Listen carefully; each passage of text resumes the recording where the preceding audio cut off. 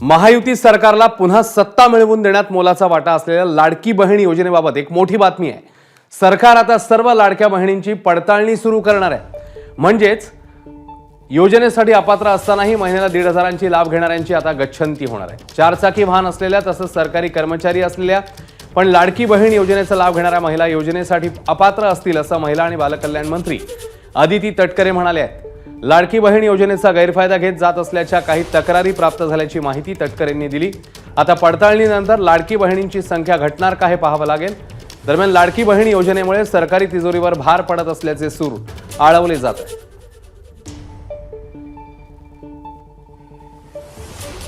मुख्यमंत्री माझी लाडकी बहीण जी योजना आहे त्या संदर्भामध्ये काही तक्रारी ज्या प्राप्त झाल्या आहेत, नाव आणि आधार नंबर जो आहे हा मिसमॅचच्या संदर्भामध्ये आमच्याकडे काही तक्रारी प्राप्त झाल्या। ज्यांचे 4 चाकी वाहनं आहेत आणि तरी सुद्धा ते या ठिकाणी लाभ घेत आहेत, परिवहन विभाग जो आहे त्यांच्या मदतीनं आपण तो एक डेटा त्या ठिकाणी क्रॉस व्हेरीफाय करत आहोत।